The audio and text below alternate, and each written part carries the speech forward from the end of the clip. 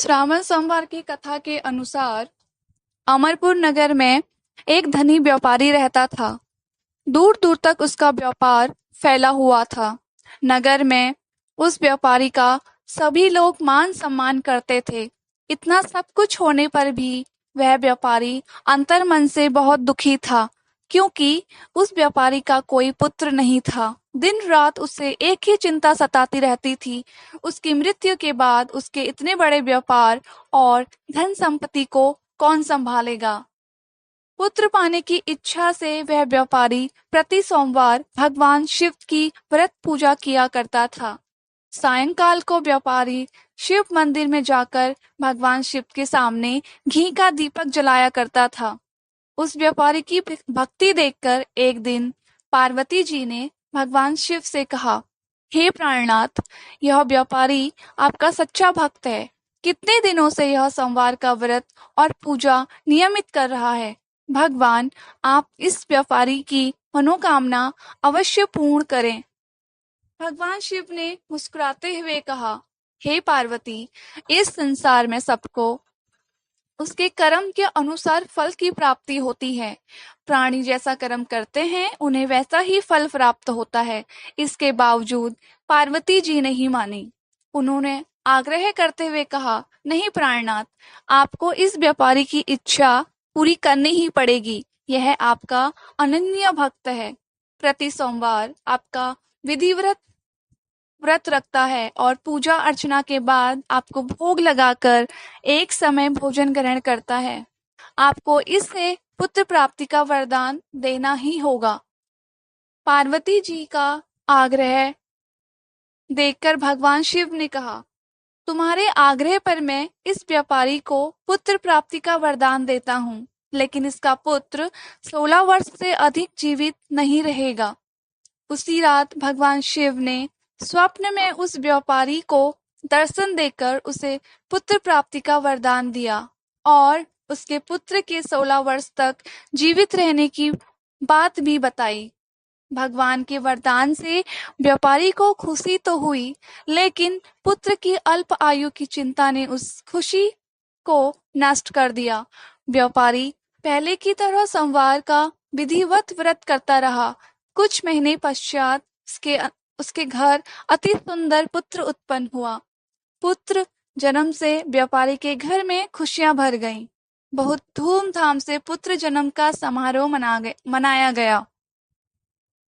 व्यापारी को पुत्र जन्म की अधिक खुशी नहीं हुई, क्योंकि उसे पुत्र की अल्प आयु के रहस्य का पता था। यह रहस्य घर में किसी को भी नहीं मालूम था। विद्वान ब्राह्मणों ने उस पुत्र का नाम अमर रखा। जब अमर 12 वर्ष का हुआ तो वे शिक्षा के लिए वाराणसी भेजने का निश्चय हुआ। व्यापारी ने अमर के मामा दीपचंद को बुलाया और कहा कि अमर को शिक्षा प्राप्त करने के लिए वाराणसी छोड़ आओ। अमर अपने मामा के साथ शिक्षा प्राप्त करने के लिए चल दिया। रास्ते में जहां भी अमर और दीपचंद रात्रि विश्राम के लिए ठहरते, वहां यज्ञ करते और ब्राह्मणों को भोजन कराते थे। लंबी यात्रा के बाद अमर और दीपचंद एक नगर में पहुंचे। उस नगर के राजा की कन्या का विवाह की खुशी में पूरे नगर को सजाया गया था। निश्चित समय पर बारात आ गई, लेकिन वर का पिता अपने बेटे के एक आंख से काने होने के कारण बहुत चिंतित था। उसे इस बात का भय सता रहा था कि राजा को इस बात का पता चलने पर कहीं वह विवाह से इनकार ना कर दें, इससे उसकी बदनामी होगी। वर के पिता ने अमर को देखा तो उसके मस्तिष्क में एक विचार आया। उसने सोचा, क्यों ना इस लड़के को दूल्हा बनाकर राजकुमारी से विवाह करा दूं। विवाह के बाद इसको धन देकर विदा कर दूंगा और राजकुमारी को अपने नगर में ले आऊंगा। वर के पिता ने इसी संबंध में अमर और दीपचंद से बात की। दीपचंद ने धन मिलने के लालच में वर के पिता की बात स्वीकार कर ली। अमर को दूल्हे के वस्त्र पहनाकर राजकुमारी चंद्रिका से विवाह करा दिया गया। राजा ने बहुत सा धन देकर राजकुमारी को विदा किया। अमर जब लौट रहा था तो सच नहीं छुपा सका और उसने राजकुमारी की ओढ़नी पर लिख दिया, राजकुमारी चंद्रिका, तुम्हारा विवाह तो मेरे साथ हुआ था। मैं तो वाराणसी में शिक्षा प्राप्त करने जा रहा हूँ। अब तुम्हें जिस नवयुवक की पत्नी बनना पड़ेगा वह कान्हा है। जब राजकुमारी ने अपनी ओढ़नी पर लिखा हुआ पढ़ा तो उसने काने लड़के के साथ जाने से इनकार कर दिया। राजा ने सब बातें जानकर राजकुमारी को महल में ही रख लिया। उधर अमर अपने मामा दीपचंद के साथ वाराणसी पहुंच गया। अमर ने गुरुकुल में पढ़ना शुरू कर दिया। जब अमर की आयु 16 वर्ष पूरी हुई तो उसने एक यज्ञ किया। यज्ञ की समाप्ति पर ब्राह्मणों को भोजन कराया और खूब अन्न वस्त्र दान किए। रात को अमर अपने शयन कक्ष में सो गया। शिव के वरदान के अनुसार शयन अवस्था में ही अमर के प्राण पखारों उड़ गए।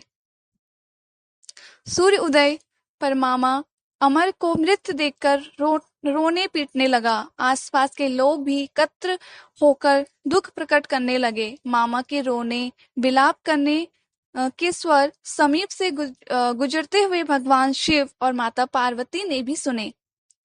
पार्वती जी ने भगवान से कहा, प्राणनाथ, मुझे इसके रोने के स्वर सहन नहीं हो रहे हैं। आप इस व्यक्ति के कष्ट अवश्य दूर करें। भगवान शिव ने पार्वती के साथ अदृश्य रूप में समीप जाकर अमर को देखा तो पार्वती जी से बोले, पार्वती, यह तो उसी व्यापारी का पुत्र है। मैंने इसे 16 वर्ष की आयु का वरदान दिया था। इसकी आयु तो पूरी हो गई।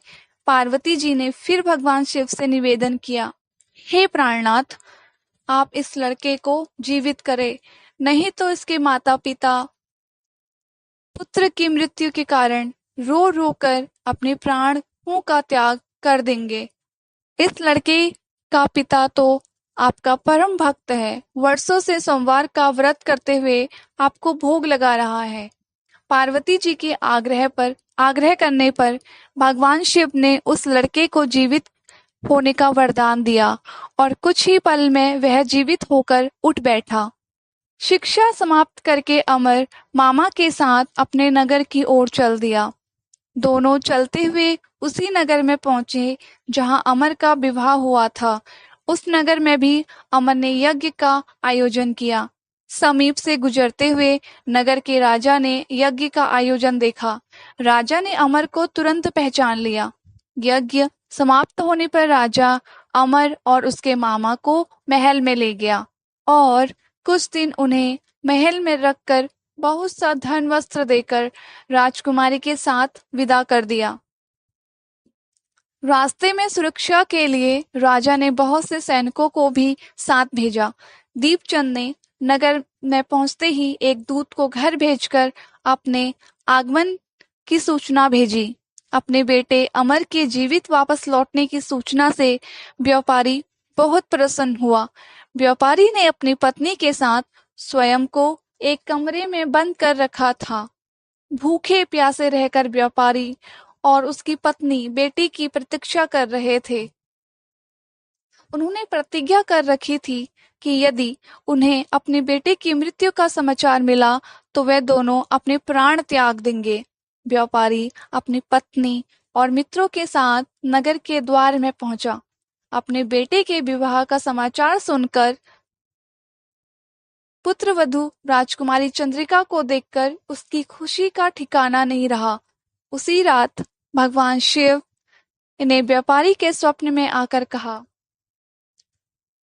हे सृष्टि, मैंने तेरे सोमवार के व्रत करने और व्रत कथा सुनने से प्रसन्न होकर तेरे पुत्र को लंबी आयु प्रदान की है। व्यापारी बहुत प्रसन्न हुआ। सोमवार का व्रत करने से व्यापारी के घर में खुशियां लौट आई। शास्त्रों में लिखा है कि जो स्त्री पुरुष सावन के सोमवार का विधिवत व्रत करने और व्रत कथा सुनता है, उनकी सभी इच्छाएं पूरी होती हैं।